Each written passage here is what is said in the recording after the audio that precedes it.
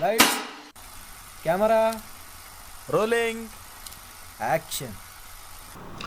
नमस्कार दोस्तों, मैं Raman Malhotra, astrologer and gemstone expert. जैसे कि आप हमारे चैनल के ऊपर बहुत सारे सेलेब्स देखते हैं, बैक टू बैक देख रहे हैं। उन्हीं सेलेब्स के अंदर आज मैं आपको एक बहुत जबरदस्त धुरंधर सिंगर से मिलवाने जा रहा हूं, जो वाकई अपनी लाइफ के अंदर इतनी उथल पुथल भी देख चुके हैं, लेकिन आज फिर भी वो उस उथल पुथल के बावजूद भी स्टैंड कर रहे हैं। फिर से कुदरत ने मौका दिया है उनको, ईश्वर ने मौका दिया है, और आप सबका प्यार और बहुत सारी चीज़ें बातें करेंगे। तो इंडियन आइडल जैसे मैं तो बहुत देखता हूँ, मैं तो आपको बता दूं, और मेरे फेवरेट रह चुके जो अभी भी मेरे साथ ही बैठे हुए हैं, तो मैं मिलवाने जा रहा हूँ विनीत सिंह से। Hello ji Vineet ji. Thank you. Vineet के बारे में मैं ज़्यादा नहीं बोलूँगा, उसका रीज़न मैं बताता हूँ। रीज़न क्या है, मेरे से ज़्यादा तो आप ही जानते हैं, जो ऑडियंस मेरे चैनल के ऊपर इनको देख रही है।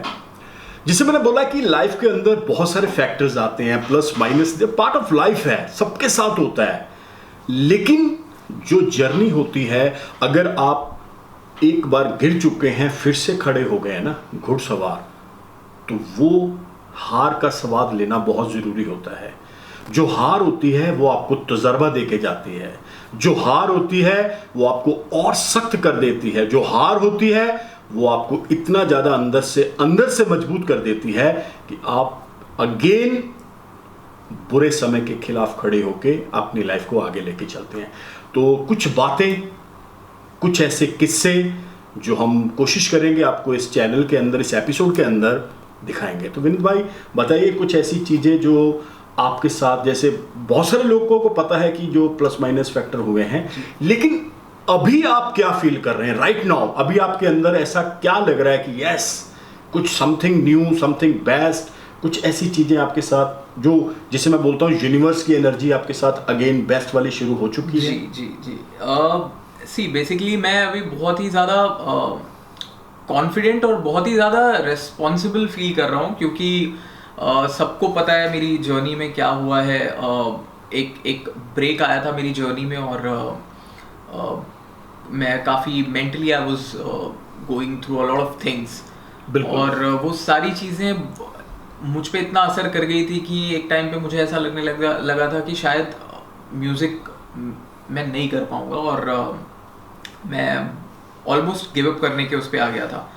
बट देन क्या होता है ना कि जब कोई चीज़ आपके भाग्य में लिखी होती है कि ये आपको करना ही है, तो वो आप चाह के भी नहीं छोड़ सकते हैं, और वही मेरे साथ हुआ। और बस डिफ़िकल्ट पार्ट ये था कि इतना सब काम करने के बाद, इतने बड़े बड़े गाने गाने के बाद जो वो ब्रेक आया था, तो वो बहुत से लोगों को समझ नहीं आता है लाइफ में कि अब करें क्या, क्योंकि उनको, लोगों को ऐसा लगता है मैंने तो इतना बड़ा काम किया हुआ है, मैंने तो ये काम किया है अब, और उसके बाद जब उनका लाइफ में काम का प्रॉब्लम आता है या ऐसा कुछ होता है, तो वो एक स्टेप पीछे नहीं जाना चाहते हैं। बिल्कुल, जो कि बहुत आई थिंक बहुत बड़ी बात होती है कि एक लेवल पे जाने के बाद आपको वापस ज़ीरो से शुरू करना पड़े, या आपको 2-4 स्टेप पीछे आना पड़े। तो वो ऑफकोर्स मेरे लिए भी बहुत डिफ़िकल्ट था, बट मैं यही सोचता रहता था कि सबकी लाइफ में ऐसा होता है, और सब जितने भी लोग इस दौर से गुजरते हैं, वो वापस खड़े नहीं हो पाते हैं, और वो बहुत डिफ़िकल्ट होता है। तो मैंने सोचा मैं क्या करूं। फिर देन आई रियलाइज कि मुझे, आई थिंक जहाँ पे मैं हूँ वहाँ से नहीं सोचना पड़ेगा। मुझे लगता है मुझे थोड़ा 2-4 स्टेप पीछे आना पड़ेगा, और वापस वहाँ से शुरू करना पड़ेगा जहाँ से मैंने सबसे पहले शुरुआत की थी। देखिए, मैं बहुत सारे एपिसोड्स के अंदर बोलता हूँ, हीरो से जीरो या जीरो से हीरो, डेस्टिनी, भाग्य, तकदीर आपकी लाइफ के अंदर बहुत ज़बरदस्त रोल अदा करती है। ये आपको मानना पड़ेगा। अभी इन्होंने एक बात बोली है कि ईश्वर ने, कुदरत ने, भगवान ने मेरी ड्यूटी लगाई है एज ए सिंगर। ये ऊपर से लिख के आती हैं, बीच में कुछ इम्तिहान होते हैं, कुछ ऐसा वक्त आता है जिसके अंदर ईश्वर आपका परीक्षा लेता है। वो देखना चाहता है कि क्या वाकई ये उस चीज़ को फेस कर पाएंगे या नहीं कर पाएंगे। लेकिन अभी मैं इस एपिसोड को इमोशनली नहीं बनाना चाहता, मैं बनाना चाहता हूँ डायनामिक। तो डायनामिक के लिए मैं 5-4 सवाल भी पूछूंगा जो थोड़े से बढ़िया वाले होंगे, अच्छे वाले होंगे, जो हमारे दर्शकों को भी बहुत पसंद आते हैं। तो विनीत भाई, पहले आप हमें ये बताइए कि जैसे मुंबई में आप आए, जो जर्नी आपकी रही है, जैसे भी होगा, तो बॉम्बे शहर आपको आने के बाद क्या फील हुआ? मतलब आपको क्या लगा कि आप, जैसे आपने बोला है कि मैं बहुत पीछे से, वो एक क्या होता है कि जब आप एक छोटे शहरों से निकल के बाहर आते हैं महानगर के अंदर, तो हाउ डू यू फील? आपको कैसे लगा फर्स्ट टाइम इन मुंबई, जो आपका एक्सपीरियंस रहा है? अगर मैं एकदम ऑनेस्टली बताऊं तो बहुत ही ज़्यादा ऐसा, जो लोग मुंबई नहीं आए हैं उनको शायद ये एहसास कभी हो नहीं पाएगा कि मुंबई जब आप एंटर करते हो और यहाँ पे उतरते हो, तो सबसे पहले जब मैं आया था तो मैं ट्रेन से आया था, और मैं जब स्टेशन के बाहर निकला तो एक ऐसा लग रहा था कोई जादुई नगरी में मैं आ गया। क्या बात है, माया नगरी। वो फीलिंग आई थिंक मुझे दुनिया में, मैंने पूरी दुनिया घूमी हुई है, वो फीलिंग मुझे लाइफ में वर्ल्ड में कहीं पर नहीं है जो मुंबई में आई थी। वो ऐसे टैक्सीज खड़ी हुई थी काली पीली वाली, और क्योंकि फिल्मों में देखा है वो सब, देखा है बिल्कुल, और वो उसी से मुंबई की पहचान है, इन्हीं सब चीज़ों से। तो वो बहुत ही मतलब बहुत ही अनरियल था वो। तो आई थिंक वैसी फीलिंग वो एक्चुअली एक होता है ना कि आप, कोई इंसान बहुत ज्यादा भक्ति में है और उसको सीधा स्वर्ग के दर्शन हो जाए। क्या बात है, क्या वैसा होता है है कि जो लोग इंडस्ट्री में काम करना चाहते हैं उनको मुंबई उनके लिए। अब हमारा दूसरा सवाल है, खाने में सबसे बढ़िया कौन सा फेवरेट फूड है आपका? मतलब रोटी के अंदर क्या चीज़ ज़्यादा जो आपको लग रहा है कि यार वाकई मैं ऐसी चीज़ खाता हूँ जिससे आपकी तृप्ति हो जाती है? ये क्वेश्चन मेरे लिए सबसे इजी है क्योंकि मुझे मैं बिरयानी के लिए बहुत ही ज़्यादा पागल हूँ, और क्या बात है। मैंने इनफैक्ट बिरयानी का नाम भी चेंज करके रखा हुआ है, बिरयानी विनीत सिंह। तो मैंने उस ऐसे, मैं लोगों को ये बोलता हूँ भाई मेरी शादी हो चुकी है बिरयानी से, और बिरयानी ही है सब कुछ। बिल्कुल। तो आई थिंक मुझे अगर बोला जाए कि जिंदगी भर तुम्हें एक ही मील खानी है, वो कौन सी मील होगी, तो मैं बोलूँगा वो बिरयानी होगी। क्या बात खत्म हो गई है, बिरयानी वालों की बल्ले बल्ले हो गई है। अब अपनी जो चीज़ें हैं वो और स्पाइसी और बढ़िया बनानी शुरू करो। अब तीसरा सवाल, जो मुंबई की जान है, मुंबई का बहुत ज़बरदस्त एक ऐसी चीज़ है, वो है समुद्र।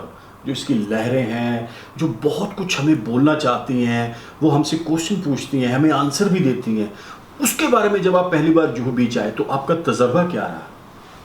देखिए, सबसे पहले तो मुझे बहुत डर लगा था वो देख के, बिकॉज वो स्मॉल टाउन्स में छोटी छोटी नदियाँ घाट होते हैं, आप देख सकते हो, बट समंदर बहुत बड़ी चीज़ है और वो बहुत ही स्कैरी एक विजुअल था। फिर धीरे धीरे मैं यहाँ रहा तो मुझे आई थिंक अगर आप समंदर की बात करेंगे तो मुझे ऐसा लगता है कि उसे ये चीज़ सीखनी चाहिए कि वो जितना ज़्यादा पावरफुल है उतना ही ज़्यादा शांत रहता है वो, और वो बहुत ही, वो क्वालिटी अगर इंसानों के अंदर आ जाए तो इंसान बहुत कुछ कर सकता है। दोस्तों, ये बातें तब होती हैं जब तजर्बे होते हैं, एक्सपीरियंस होते हैं, मैच्योरिटी लेवल हाई होता है। ये कब होता है? जब आप एक बहुत ज़्यादा तजर्बे, मतलब जैसे बोलते हैं ना कि छोटी छोटी चीज़ों को फॉलो करना, समझना, क्या चीज़ कहाँ पे रह गई थी, छूट गई थी, उनको समझना, तो ये चीज़ें तभी होती हैं। अब एक और चीज़ मैं बता दूं, जो लोग बार बार बात करते हैं बॉलीवुड के बारे में, वो ये है कि मुंबई का ट्रैफिक के बारे में आपका क्या बोलना है? ये भी बड़ा एक बहुत है, जिससे बात करो वो 15 मिनट का जो रास्ता था ना, वो 2 घंटे 3 घंटे, वो बताइए आप हमें। बहुत ही ज़्यादा बुरे हाल होते हैं क्योंकि अच्छा, उसमें गलती मुंबई की नहीं है कि मुंबई ऐसा शहर है कि यहाँ ट्रैफिक होता है। प्रॉब्लम क्या है कि दुनिया के जितने प्रोफेशन हैं वो सब मुंबई में, सब फाइनेंशियल कैपिटल है ना जी, इंडिया की फाइनेंशियल कैपिटल है। एग्जैक्टली। तो मतलब एक दूध वाला भी कोई आएगा काम करने तो वो मुंबई आएगा, एक सिंगर भी आएगा, हाँ, एक्टर भी, एवरी डे कम कुछ नहीं तो आई थिंक 50,000 लोग आते होंगे मुंबई। बिल्कुल आते हैं। उसमें से कुछ वापस चले जाते हैं, कुछ रुक जाते हैं, लेकिन एवरी डे कम से कम 50,000 लोग आते होंगे मुंबई स्ट्रगल करने, अपना करियर बनाने। तो मुंबई की पॉपुलेशन जो है वो बढ़ती जा रही है, और वो स्पेस कैसे बढ़ेगा? स्पेस उतना ही है। आई थिंक उस वजह से वो ट्रैफिक होता है, बट टू बी ऑनेस्ट वो सारी चीज़ें माफ़ हैं, क्योंकि मुंबई का जो वाइब है वो आई थिंक पूरे वर्ल्ड में कहीं पे नहीं है। तो वो ट्रैफिक वाला पॉइंट माफ़ कर सकते हैं। चलो, माफ़ कर दिया। अब एक और चीज़, इन्होंने नेहा कक्कड़ जी के साथ जब पार्टिसिपेट करा था, जब ये स्टार्टिंग की बात कर रहा हूँ, तो उसके बाद बीच वाली जर्नी को छोड़ के अब हम बात करते हैं। तो जब आप अभी उनसे मिले तो क्या वही चीज़ पहले वाली उनमें थी या समथिंग चेंज था? नहीं, एब्सोल्युटली। सी क्या होता है ना, जब आप किसी के बहुत पहले से आप दोस्त होते हो तो आपका इक्वेशन वैसा ही रहता है। बट मुझे मतलब मुझे वो रिस्पेक्ट देनी पड़ेगी किसी को। अगर किसी ने वो रिस्पेक्ट कमाई है तो मुझे वो रिस्पेक्ट देनी पड़ेगी। मैं ऐसे नहीं बिहेव कर सकता, अरे मैं तो बिल्कुल। तो मुझे उनको नहीं, लेकिन उन्होंने इस चीज को टेलीविजन के सामने बहुत अच्छे से बोला है। मैं आपको बता दूं, ये अपने लेवल पे सोच रहे हैं, लेकिन उनके पॉइंट ऑफ व्यू से जब उन्होंने इनको देखा, जो उनका रिएक्शन था, बात करने का सलीका था, ढंग था, उन्होंने इनको एक जिसे बोलते हैं ना कि ओपन हार्ट से मतलब इनका वेलकम करा कि आप आओ, हम आपके साथ हैं, चलो। तो वो सारी चीजें देखने में तो बहुत जबरदस्त रही हैं और लोगों को जो इमोशनल पार्ट था वो बहुत ज्यादा अच्छा लगा, भाया था। विनीत भाई, एक दो लाइनें, मेरा जो मनपसंद गाना है तुम जो मिल गए हो, ये मैं तो बार बार सुनता हूँ, पता नहीं आपको कैसे लगेगा, लेकिन मैं दो लाइनें जरूर बोलूँगा कि हमारे दर्शकों के लिए जो हमारे फेसबुक, इंस्टा, यूट्यूब के ऊपर हैं, जो ये वीडियो देखेंगे, तो दो लाइनें आप हमें जरूर बताइए गुनगुना के। तुम जो मिल गए हो तो ये लगता है ये जहां मिल गया। क्या बात है। एक भटके हुए राही को कारवां मिल गया। तुम जो मिल गए हो तो ये लगता है ये जहां मिल गया। Thank you. ये मैं एक नहीं, हजारों ताड़ियां आएंगी ये एक नहीं है। बहुत अच्छा ये परफॉर्मेंस। मैं अपने आप में आपको बता दूं, जब इन्होंने वहां पे पेश करा था तो बहुत सारे लोगों की धड़कन रुक गई थी, क्योंकि आवाज़ के अंदर एक दम, उधर से जो म्यूजिशियन थे साथ में। और एक अभी मैंने सवाल और पूछा है, वो जो लड़की रो रही थी वो कौन थी? तो इन्होंने बोला मेरे को भी नहीं पता भाई कौन थी, क्योंकि वो मैं भी नहीं समझ पाया। हो सकता है उनके कोई इमोशंस जुड़ गए हों, हो सकता है उनके कुछ तार जुड़ गए हो उस गाने के साथ, लेकिन वो बहुत ही ज़्यादा, हद से ज़्यादा उन्होंने अपनी फीलिंग्स, अपनी थॉट्स को बाहर निकाला। तो चलो एनी हाउ, अभी दो लाइनें आप हमारे चैनल के लिए, फेसबुक के लिए, इंस्टा के लिए बोलेंगे ताकि लोग हमारे साथ और जुड़े। रमन मल्होत्रा चैनल के बारे में आप दो लाइनें प्लीज़ बोलिए। देखिए, पंजाबियों में ना एक अलग ही स्वैग होता है, एक अलग ही बात होती है। और पंजाबियों को लोग वैसे ही बहुत पसंद करते हैं, ये मैंने देखा है। तो आई थिंक जितने भी पंजाबी हैं और जितने भी नॉन पंजाबी हैं वो सभी इस चैनल को फॉलो करें और लाइक करें और सब्सक्राइब करें और इंस्टा के अकाउंट को फॉलो करें और जितनी ज़्यादा हो पाए इसको ग्रो करने में आप सहयोग करें अपना। हर चीज़ के लिए मेहनत लगती है, तो आई थिंक उस मेहनत का फल तो मिलना चाहिए सबको। बिल्कुल बिल्कुल बिल्कुल। तो दोस्तों, ऐसे बहुत सारे सेलेब्स, बहुत सारे ऐसे चर्चित चेहरे जो हमारे चैनल के ऊपर, हमारे इंस्टा, फेसबुक के ऊपर आपको देखने को मिलते हैं और मिलते रहेंगे बैक टू बैक। तो ज़्यादा एपिसोड लंबा ना हो जाए, लेंथी ना हो जाए, क्योंकि विनीत भाई ने कहीं जाना है, इनका आगे शूट है, बिजी है, शेड्यूल टाइट है, क्योंकि हम तो वेले हैं ये वेले नहीं है।